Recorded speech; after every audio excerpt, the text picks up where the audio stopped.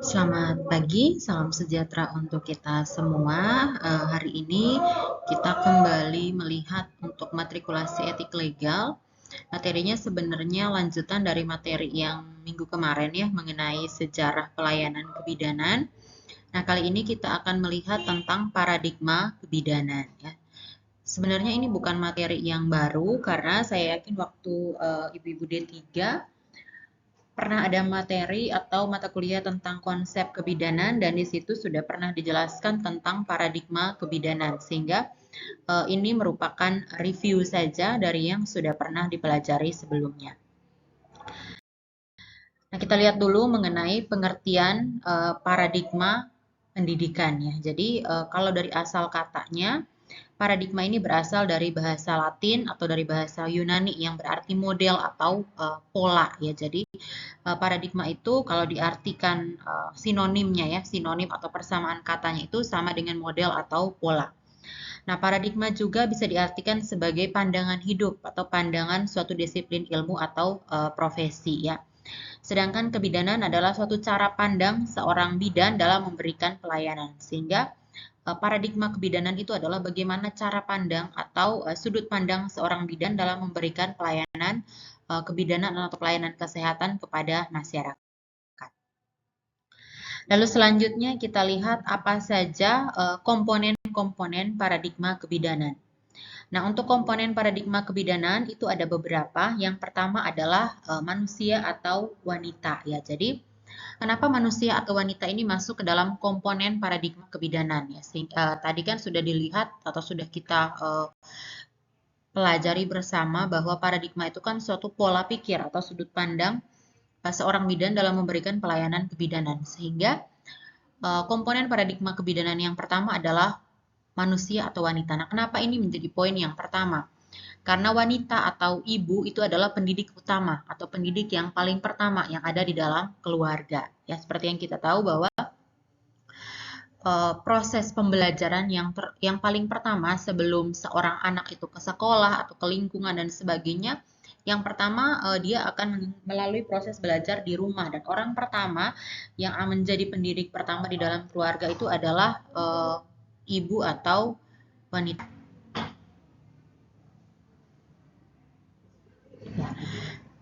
Karena memang tadi ya kenapa dijadikan sebagai poin yang pertama karena wanita atau ibu itu adalah pendidik yang pertama di dalam keluarga. Lalu kualitas manusia sangat ditentukan oleh keberadaan atau kondisi dari wanita atau ibu di dalam keluarga tersebut. Nah, para wanita di masyarakat adalah penggerak dan pelopor dari peningkatan kesejahteraan keluarga ya.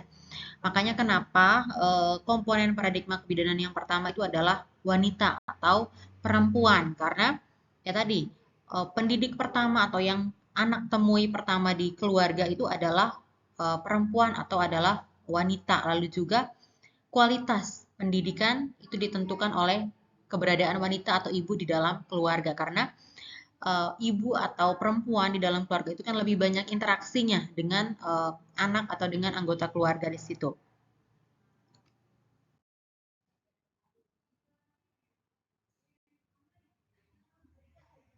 Nah, lalu selanjutnya tentang lingkungan. Ya, jadi paradigma kebidanan yang kedua setelah wanita, yang kedua adalah lingkungan. Nah, lingkungan merupakan semua yang terlibat dalam interaksi individu pada waktu melaksanakan aktivitasnya. Ya, jadi paradigma kebidanan yang kedua setelah wanita atau ibu lalu lingkungan. Kenapa lingkungan? Karena tadi kalau wanita atau ibu adalah orang yang pertama ditemui di dalam keluarga. Lalu yang kedua adalah lingkungan karena ketika proses belajar setelah dalam keluarga dia pasti akan ke lingkungan atau si anak tersebut akan mengenal lingkungannya seperti apa.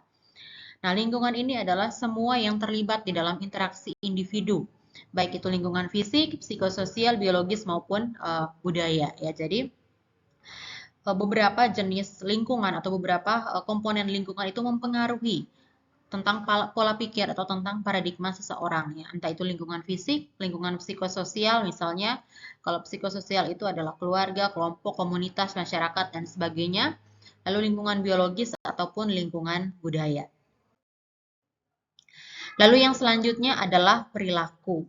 Nah, perilaku ini merupakan hasil dari berbagai pengalaman secara interaksi manusia dengan lingkungannya yang terwujud dalam bentuk pengetahuan, sikap, dan tindakan.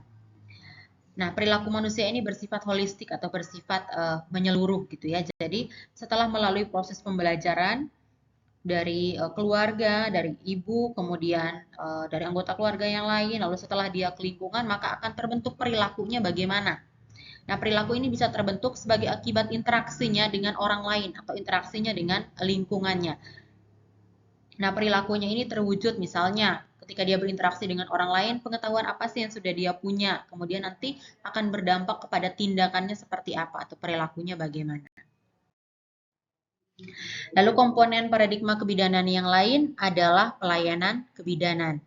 Nah, pelayanan kebidanan merupakan bagian integral dari pelayanan kesehatan yang diarahkan untuk mewujudkan kesehatan keluarga dalam rangka tercapainya keluarga yang berkualitas. Ya, jadi pelayanan kebidanan ini merupakan integrasi dari pelayanan kesehatan. Tujuannya apa? Supaya mewujudkan kesehatan keluarga atau mewujudkan keluarga yang berkualitas.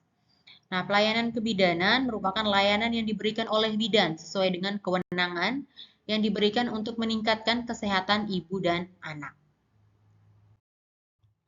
Nah, layanan kebidanan ini dapat dibedakan menjadi 3 ya. Jadi ada layanan kebidanan primer, ada layanan kebidanan kolaborasi, lalu yang terakhir ada layanan kebidanan rujukan.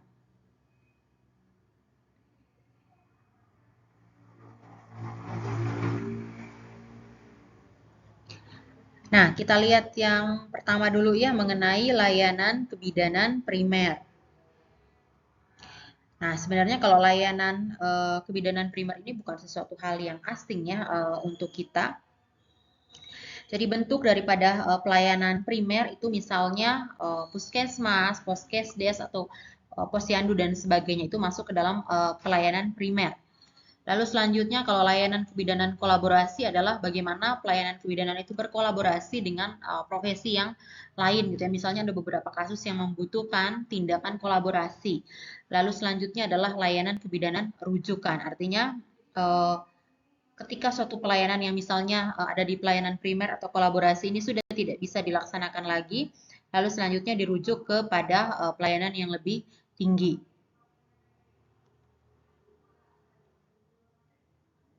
Ya, atau layanan kebidanan rujukan ini adalah bagaimana pelimpahan tugas dan wewenang dari pelayanan kesehatan itu kepada yang lebih tinggi ya, atau yang memang sebelumnya memang sudah tidak bisa ditangani sehingga dirujuk kepada yang dirasa mampu untuk menangani hal tersebut. Lalu paradigma atau komponen paradigma yang lain adalah keturunan ya. Nah, kualitas manusia salah satunya ditentukan oleh keturunan. Ya, karena manusia yang sehat itu pasti akan melahirkan keturunan yang sehat juga, sehingga ini termasuk ke dalam komponen paradigma kebidanan. Manusia yang sehat akan dilahirkan oleh ibu yang sehat. Ya, ibu yang sehat ini terbentuk dari berbagai proses, misalnya kehamilannya bagaimana, kehamilannya seperti apa, melahirkannya bagaimana, nifasnya bagaimana. Nah, proses-proses seperti itu akan mempengaruhi keturunannya seperti apa nanti yang dilahirkan. Kalau proses itu dilalui dengan baik, kemudian kesehatannya terjaga dengan baik, pasti yang dihasilkan atau keturunannya atau manusia yang dilahirkan pun dipastikan manusia tersebut sehat. Lalu selanjutnya macam-macam asuhan di kebidanan. Macam-macam asuhan di kebidanan ini sebenarnya ada beberapa ya. Ada asuhan kebidanan pada ibu hamil, ada asuhan kebidanan pada ibu bersalin, asuhan kebidanan pada bayi baru lahir, dan juga asuhan kebidanan pada ibu nifas. Nah, macam-macam asuhan kebidanan ini sering kita lihat di dalam keseharian ketika kita memberikan pelayanan. Pasti ada banyak pasien yang memang datang dengan berbagai keluhan, entah itu ibu hamil, ibu bersalin, bayi baru lahir, ataupun ibu nifas. Dan asuhan yang diberikan pun berbeda dari setiap pasien yang datang, disesuaikan dengan kondisinya seperti apa. Lalu kita lihat apa manfaat paradigma ini jika dikaitkan dengan asuhan kebidanan. Tadi paradigma kebidanan adalah ketika bidan punya pola pikir atau punya sudut pandang yang benar tentang bagaimana memberikan pelayanan kebidanan atau pelayanan kesehatan kepada masyarakat. Sehingga manfaat asuhan kebidanan yang pertama, manfaat bagi bidan, itu bisa membantu bidan dalam mengkaji kondisi klien ya. Ketika seorang bidan punya pola pikir yang baik tentang bagaimana memberikan pelayanan kebidanan, tentu dia bisa membantu klien dalam mengkaji kondisi kesehatannya.